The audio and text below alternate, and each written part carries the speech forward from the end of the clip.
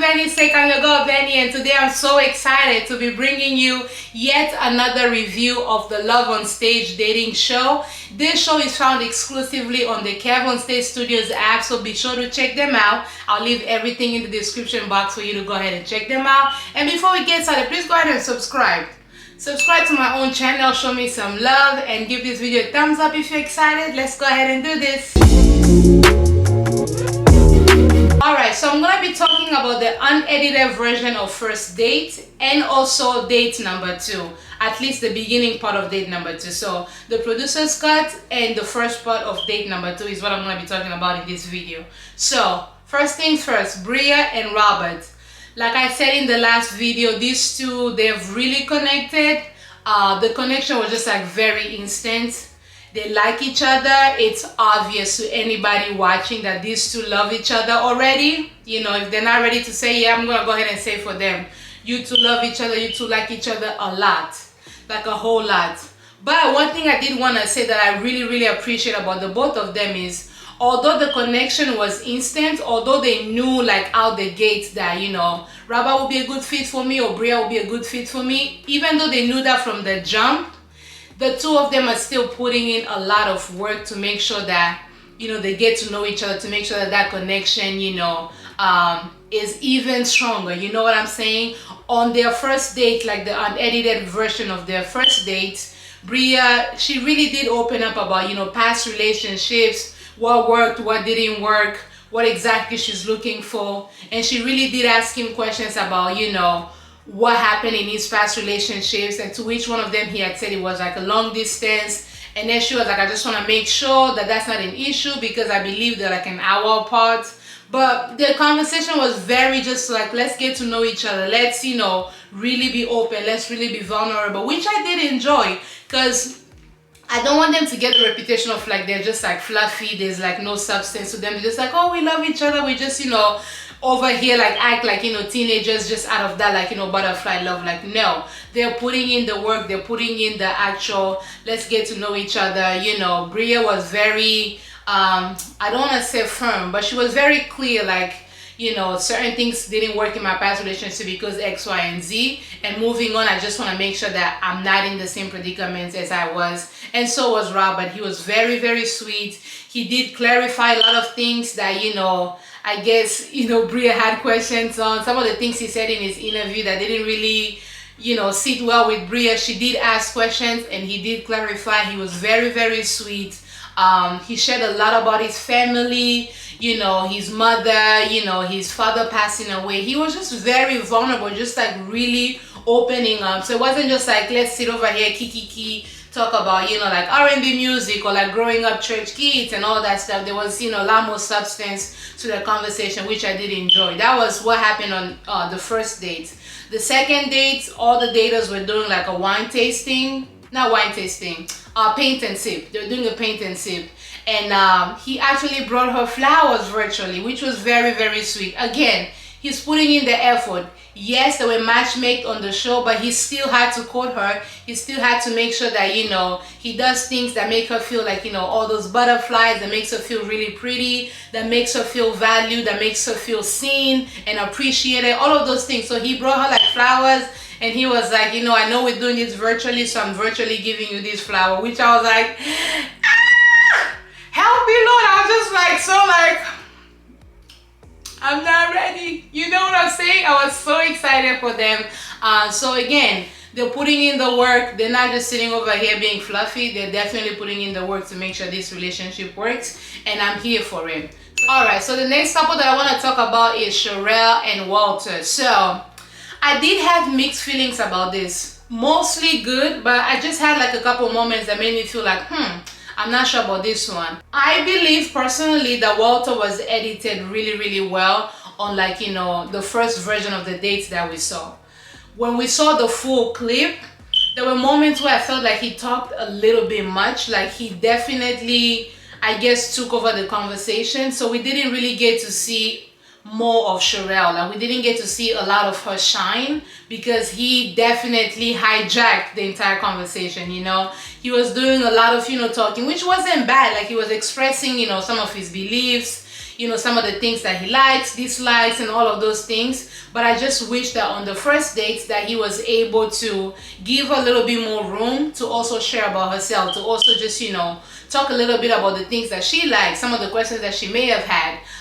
So that was definitely something that was like, okay, Walter, let's just, you know, dial it down just a little bit. Let Cherelle also talk, ask her questions, get to know her a little bit more. It felt as though he was just so much, you know, talking about himself, which was kind of like, okay, that made me pause for a little bit over there. A little bit more, like lead the conversation a little bit more, not take it over, but just lead the conversation a little bit more. And I felt like their date was more so fixated on some of the items that they had to show. This is date number 1.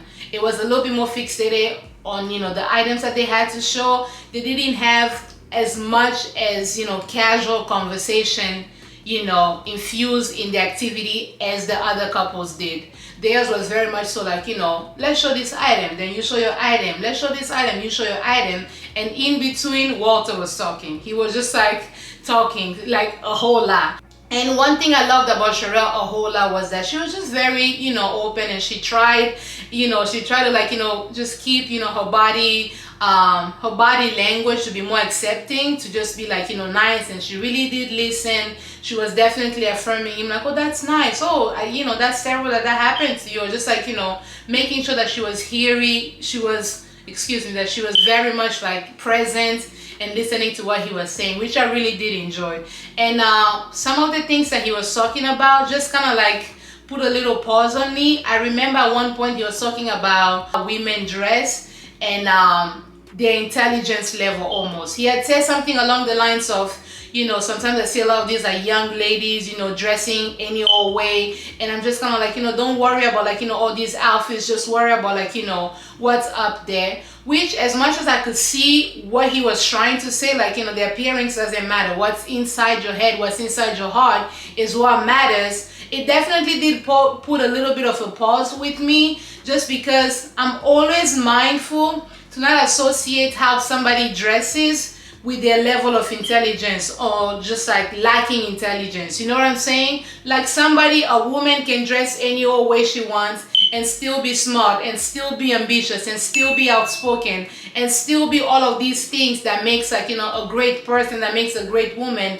And I don't feel as though women should be judged by the way they present themselves. I'm always very mindful to not then be like, well, if such and such is doing this, then maybe they don't care about, you know, what is up here. You know what I'm saying? Like, those two things do not equate. You know, those two things don't add up together, for me at least. Women are allowed to dress however way they feel comfortable and should not be categorized or like, you know, mislabeled or judged because of how, you know, they choose to present themselves.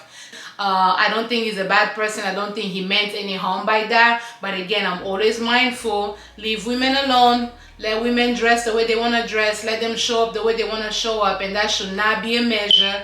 That should not be you dress like this, therefore you're like this. Like, no.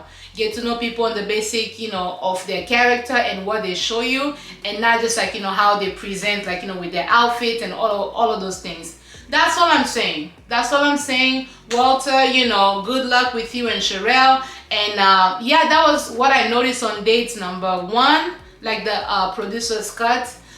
For date number 2, I definitely think he did better as far as letting Cherelle talk. And Melissa had mentioned that she gave him some feedback, which I'm glad he took. He seemed as though he took some of the feedback Melissa gave him. So it was really, really nice, you know, seeing him just ask her questions and let her answer a little bit. And I felt like that did something for her as well. She was talking about her childhood, at least from what we've seen so far. I do hope they connect, you know, emotionally, and I do hope that, you know, they actually end up dating beyond this process, because I do see, you know, good qualities in both of them, and they can definitely, you know, balance each other out. And so I'm excited for them. I really, really am. But, you know, Walter, let her speak. You know, be mindful of general statements that you're making about women. You know, worry about yourself. That is all. All right, so the last couple is none other than Jesus and Aries. And for this one, I do have, you know, mixed feelings about what exactly happened and how they're going to move forward. So for the producer's cut, which is, you know, the unedited version of First Date, like I said in my last review, I don't think he was being as vulnerable. But once I watched the entire first date, I personally, I personally felt as though he was being a little bit more open and a little bit more vulnerable than was previously shown on the first time we saw the date. Now, what he was sharing, I don't necessarily think it was landing as well for him as maybe the rest of us wanted it to. You know what I'm saying? So let me give you an example. He said something along the lines of, well, I'm not prideful enough to be like, I don't need any, woman. I need a woman. I need a woman in my life, to build me up and whatever have you. I don't want to grow old alone. I want to be with somebody and whatever have you. To which Aries agreed, and she was like, yes, as much as I agree with you on that, I'm still not going to settle for something that's not what, I guess God has for me. Like what I have destined for me, if it's not this person, I'm not going to just settle for that just for the sake of saying that I do have somebody. You know what I'm saying? Like I'm not just gonna date anybody just to say that I'm in a relationship. I'm not that kind of woman. I want a man, but I don't need one just so I could have bragging rights of saying like I need one. So already off the gate, I feel like they were, I don't want to say disagreeing on that, but they viewed relationships a little bit more differently. And at first I was like, oh, that's a sweet thing to say. But when you listen to the entire episode, a part of me started feeling like, okay, Jesus, is your need to want somebody really rooted in the fact of, I want partnership, I want love, I want companionship? Or is it just yet another thing on your list that you just want to check off?